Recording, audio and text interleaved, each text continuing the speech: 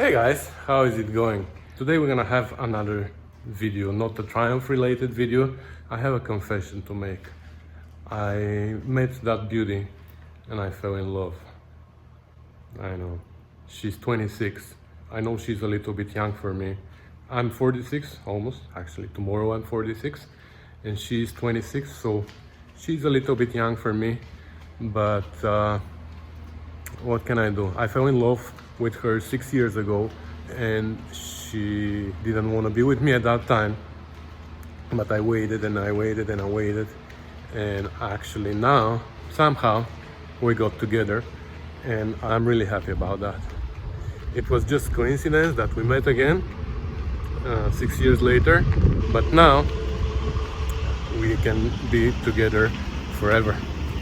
And there she is. She's my beauty.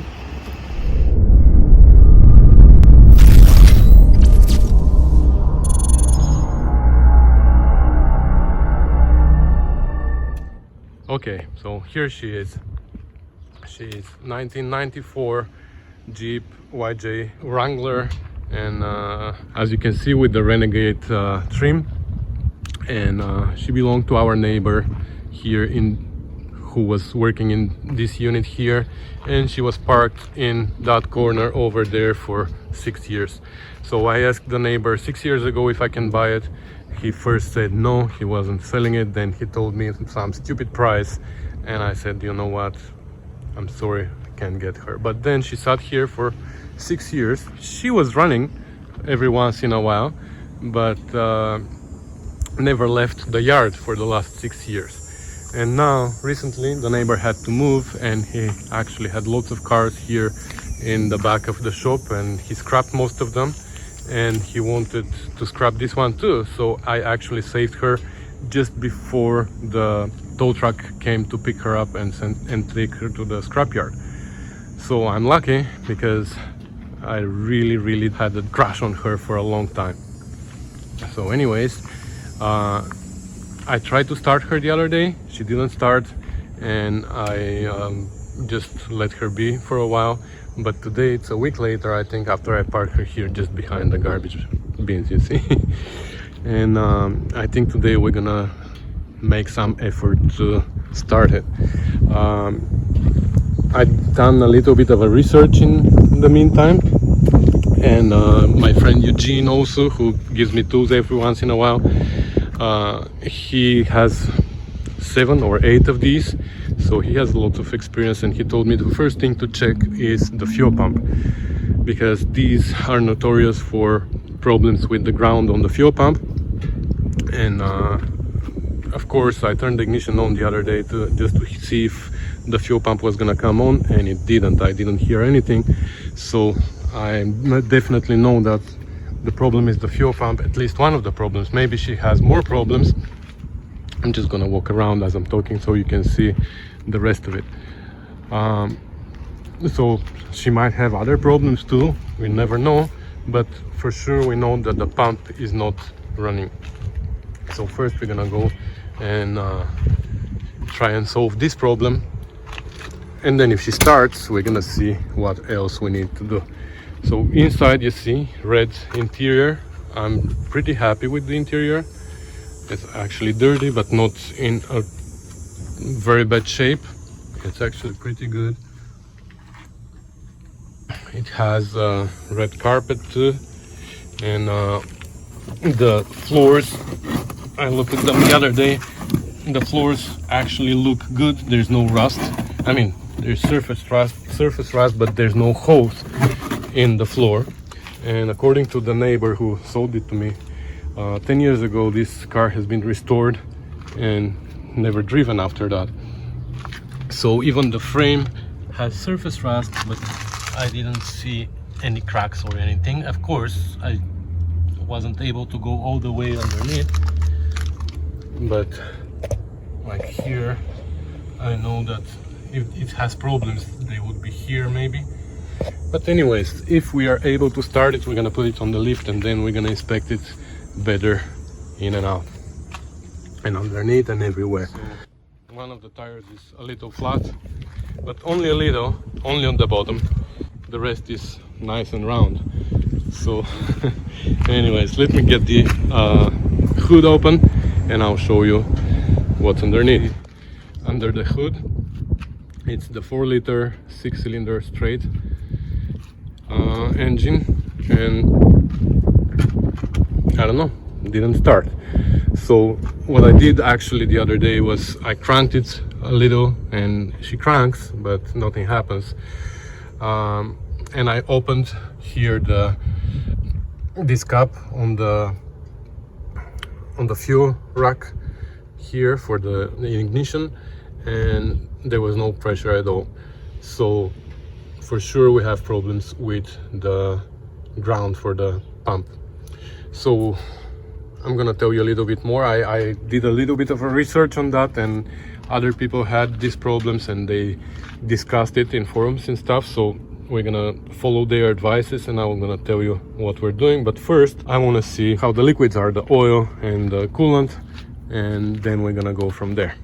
I'm gonna set you up on a stand so you can follow what I'm doing here.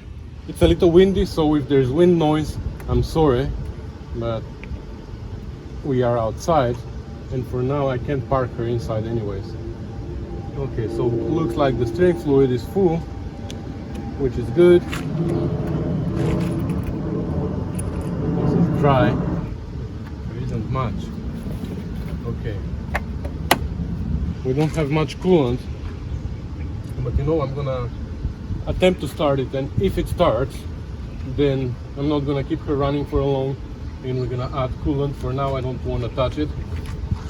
We're gonna deal with that after it starts, if she starts today, you know. Let's see the oil. Oh, it looks good. It looks really good. I don't know if you can see that. A little bit on the low side, but it is nice and clean oil, so that's good. Still on the safe, it's above the add mark, so we are good. Anyway, so about the fuel pump, there are a few things. That's what I learned from forums and stuff. Originally the YJs had the ground for the fuel pump somewhere behind the battery. I have to do a little bit more looking up to see exactly where, but somewhere there. Then that was a problem apparently, and there was a recall, and a few years after they released the first YJ, and what they did was they cut the wire somewhere close to the emergency brake pedal, and they grounded it there. Maybe we should go in, because I don't know if this car went back for the recall or not, so let's go and search close to the pedal first. So yeah, so we're gonna go and look over there and see if there's a black wire with a yellow tracer on it. If it's not there, then probably it's still in the engine bay. Dug all over and I couldn't find any wire like that, so I'm assuming that this car never went back for the recall, and the wire for the ground should be still in the engine bay. Okay, so looking here behind the battery for what they said in the forum, I'm thinking maybe this is the one, this is the ground. So this is battery to the engine block, and then it goes to the body, and on the body it goes right away right here. So this looks like a black one with a yellow tracer, so I'm gonna loosen this nut, we're gonna clean it up, and we're gonna see if we can jump this and see if that makes any difference. Okay, so I disconnected this wire from the chassis, hooked it up here, cleaned the terminal with my wire wheel, and now I jumped it with my jump pack here directly to the battery. So now let's go turn the ignition on and listen. Hopefully we should hear the fuel pump clicking. No. Nope. Let's try just in case. Are we in gear? No.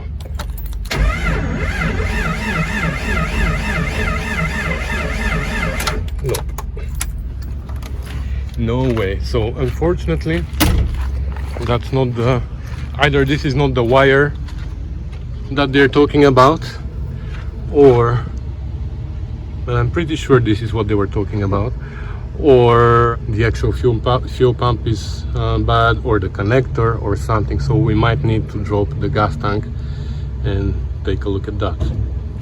Okay, I wanted to check here in the trunk actually, because sometimes they cut service opening here for the fuel pump. So I wanted to check if there is one in this car, but unfortunately nope. But I can see that somebody actually took a good care of this car. Wow, they painted, but this is in a good shape, this floor, right? Doesn't matter, this needs to come off and be done properly, but that's another story. There is a space here for another battery for whatever reason. Anyways, we're gonna get back to it. Well, it looks like we're gonna have to drop the tank. I don't know how that's gonna happen. Well, unfortunately here I'm missing some footage in which I was explaining how I watched somebody's video with instructions how to cut an access hole in the trunk for the fuel pump, and they give all the dimensions and everything. And even though they can't stress enough about how dangerous that is with the gas tank on, and they repeatedly say how important it is to drop the gas tank first before you cut that opening, I decided to take the risk and do it without dropping the gas, because that was the whole point. I wanted to access the pump without dropping the gas tank. So I'm doing it at my own risk, so here we go. Alright, so we are ready to cut. The dimensions, you can see them in this guy's video. I'm gonna put a link in the description. The dimensions are all the way from here to here. The end of the opening is 14.5. From here all the way to the outer end of the bumper is 7 3/4. The actual opening is 7 by 6.5. So again, the disclaimer is, if you do that, do it on your own risk. I'm doing it at my own risk. I have fire extinguisher here, and I'm gonna use a oscillating saw, so hopefully there's not gonna be sparks. I'm not using cutting wheel or anything. So let's see.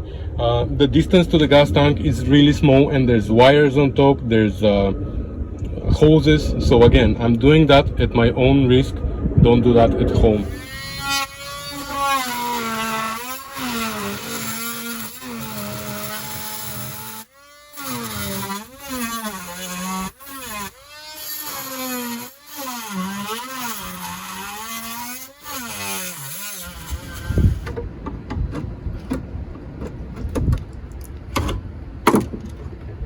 I don't want to bend this piece because I want to use it again as a cover. We're gonna just build a flange around it, and we're gonna be able to use it as a cover eventually. Everything is eventually on this car.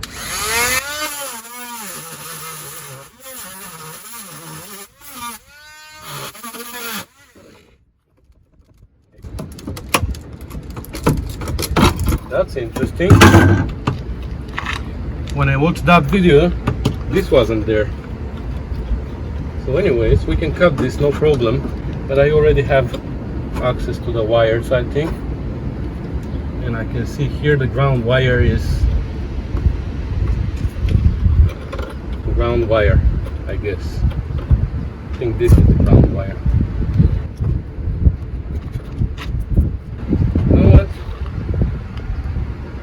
Let's do a quick experiment here.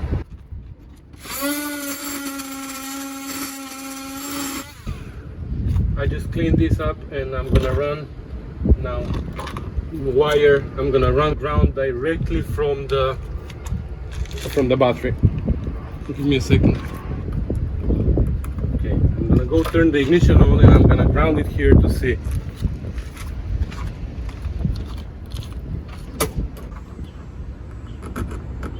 Can't hear the pump though.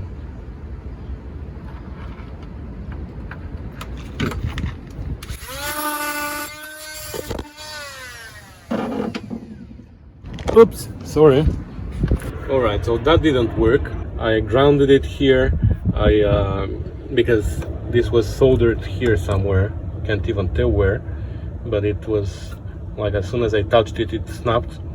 So for sure we didn't have a good ground, but now we have a real ground, but our pump still doesn't do anything even when we ground it here. So anyways, next I'm gonna cut this off completely, this piece, and then I'm gonna have to look at the wiring diagram. I have to find the wiring diagram and see what is what here, and we're gonna look at that, but it's gonna be at a later date because now I have to go.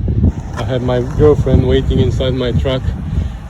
We're going for dinner tonight. It's my birthday tomorrow, like I said, so she's been waiting patiently for the last 1 hour, but now I gotta go. So that's gonna be it for today, but for you the time is gonna fly. You're not gonna see any time difference. So look at that.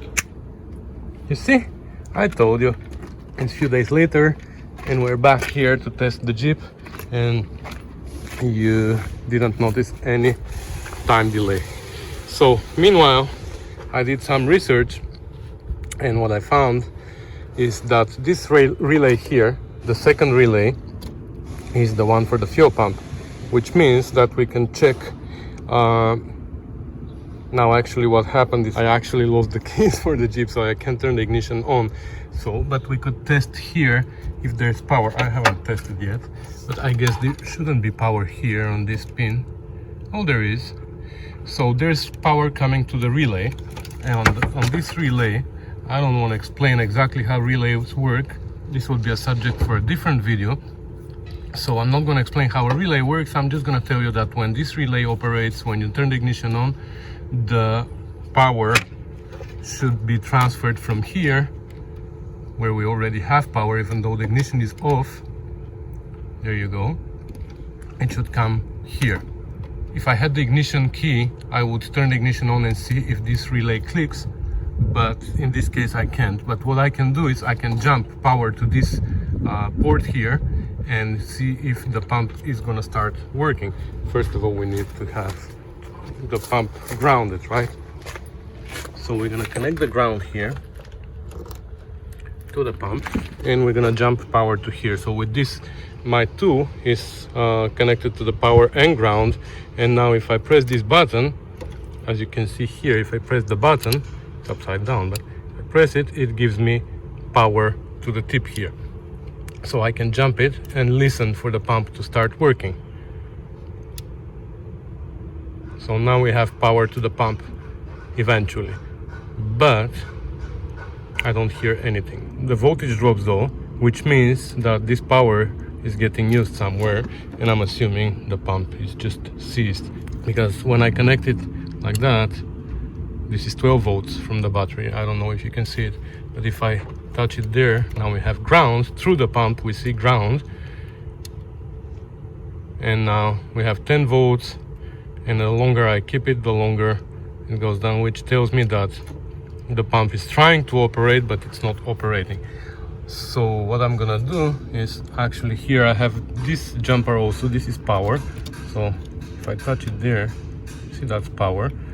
So I don't need to hold the switch.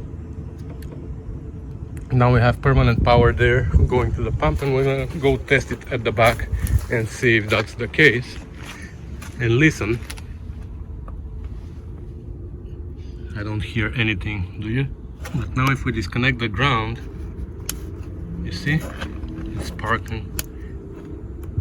You see, it's arcing, which means that we have power to the pump for sure.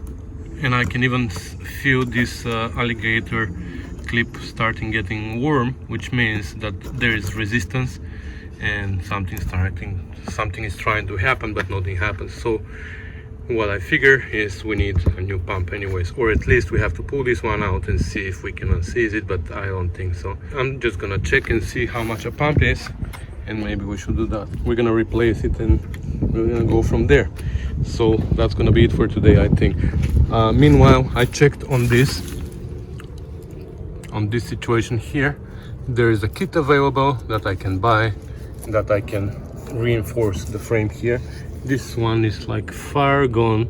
You can see here everything is gone, but that doesn't discourage me because it can be fixed. The rest of the frame doesn't look too bad, so these two ends we can fix later at a later time. Here, this one, the front end, if we have to, we're gonna inspect it. Yeah, the front end also needs needs work, obviously, but again, I am not discouraged. We can fix anything, but again, that's gonna happen at a later time. Well, stay tuned and we're gonna keep going.